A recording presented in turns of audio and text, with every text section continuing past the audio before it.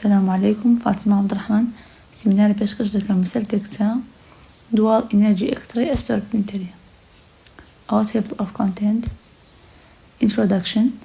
تێکچە کورتکراوەی Dual Energy X-ray Absorptiometryە تەکنۆلۆژیایەکی وێنەگرتنی پزیشکیە کە بە شێوەیەکی سەرەکی بەکاردێت بۆ هەڵسەنگاندنی چڕی کانزایەکانی ئێسێک کە پێڵێن BMD و پێکهاتەی جەستە دابشکردنی چەوری و بارەستبێت چەوری بە ستانداردێکی زێڕین دادەنرێت و کە بۆ دەستنیشانکردنی پوکانەوەی ئێسێک هەڵسەنگاندنی مەترسی شکانی ئێسێک هەروەها تەندروستی ئێسک و دێکسا لە توێژینەوە و پراکتیکی کلینیکیدا بەکاردێنرێت بۆ شیکردنەوەی پێکهاتەی جەستە لە وەرزشواناندا و لەو کەسانێک کە قەڵەون و ئەو نەخۆشانێک کە چارەسەری دابەزانی کێشیان مێتابۆڵیکیان بۆ دەکرێت.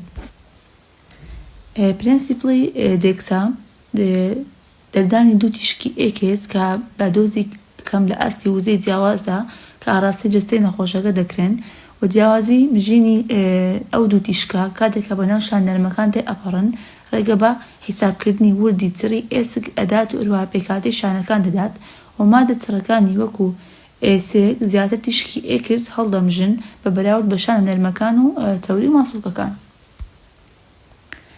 بیسیک پرینسیپڵەکەی لە دوو لۆ دۆز ئەکسڕەی بیم بەکاردێنرێت هەروەها تیشکی ئێکس زیاتر هەڵدەمژێت ئێسک و شانەرمەکانیش زیاد دەکاتەوە. چۆن دێکسا کار دەکات؟ نەخۆشەکە کە لەسەر مێزی سکانکردن پاڵکەوتووە و تیشکی ئێکس بە ناو جەستەدا تێ ئەپەڕێت و دۆزەرەوەکە هەڵمژینەکە دەپێوێت و کۆمپیوتەرەکەش داتایەکان حیساب ئەکات. کەی کۆمپۆنەنتسەکان ئێکسڕەی سۆرسمان هەیە، دیتێکتەر ئارایمان هەیە، کۆمپیوتەر سۆفتوایەر و پیشنت تەیبڵمان هەیە.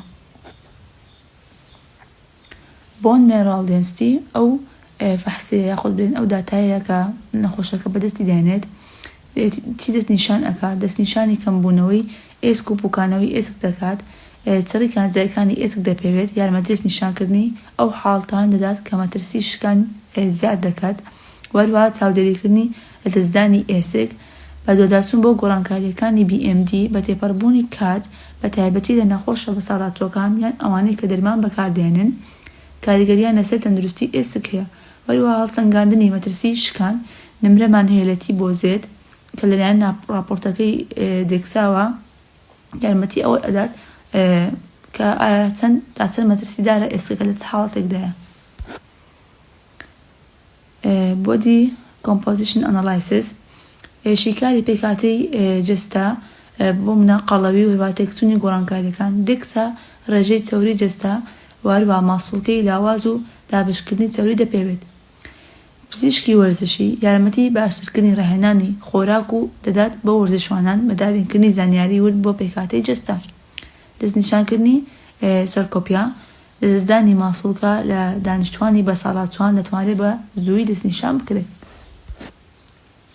پرۆسیجەرەکەی ڕێکاری نەخۆشەکان کە لەسەر مێزێکدا پاڵ کەوتووە نەخۆشەکە کاتێکدا کە سکانەرێک بەسەر جەستەدا تێ ئەپەڕێت بە زۆری تاقیکردنەوە کە داهاتاوەکو سی خولەکی دەوێت بەپێی ژمارە ئەو شوێنانەیە کە سکانی لۆ دەکەین و کەمترین ئامادەکاری کە پێویستە ئامۆژگاری نەخۆشە پێشەوەی پشکینەکان بکات پێویستە لە ئەو خواردنە نەخواتکە کالیستۆمیان تێدایە، وەروەها بەرکەوتنی تیشکی زۆر کەم بێت و نزیکەی 1/10 ژەمی تیشکی لە سینگەکە هەیە. chest x-ray.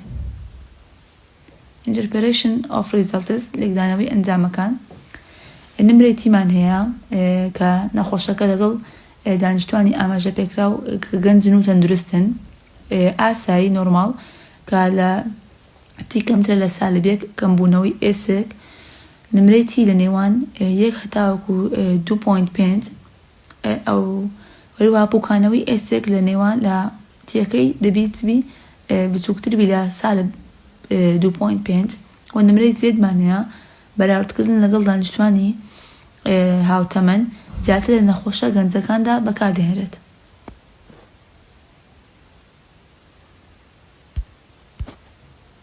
بابزانین سوود و زیانەکانی تیا سوودەکانی زۆر دقیقە وەروەها تیشکێکی کەم بەکاردێنرێت و خێرایە 5 تا 15 خولەکی پێێتی و شانەکانی زیاد دەکاتەوە. زیانەکانی یاخود بۆچی سنوودار بکرێت باشە لەبەر ئەوەی لە قەڵەوەکاندا کەمتر وردە وەروە شوێنەواری ئەنجامەکان دەشێوێنێت و ئینفۆرمێشنی 3D بەکاردێنرێت. کلینیکەڵ ئەپلیکیشنەکانی ئۆستێۆ پرۆسس دایگنۆسیس وەروە بۆ سەنگاندنی مەترسی شکان و توێژینەوەی پێکهاتی جستە. بابزان ئیندێکسە سەیفە تیشکێکی زۆر کەم بەکاردێنرێت کە 10 تا وەکو 15 مایکرۆیە و سەلامەتە و بەتایبەتی کە لە دووجاناندا دەبی وریابن و لابردنی کانزایەکان. دەرئەنجام دێکسە ئامێرێکی گرینگە بۆ چاودێری تەندروستی مۆدێرن کە بەکاردێنرێت و زانیاری گرینگ پێشکەش دەکات دەستنیشانکردن و چاودێریکردن و بەڕێوەردی تەندروستی ئێسک و پێکهاتەی جەستە و وردبینێکی بەرزی هەیە و ژەمێکی زۆر کەم تیشکت لێ ئەدات و بەکارهێنانێکی فراوانی هەیە لە کلینیکەکاندا و لە توێژینەوەکاندا کە وای لێ دەکات کە ئامێرێکی گرینگ بێت. زۆر سوپاس. خۆش لە شوێنسەکان.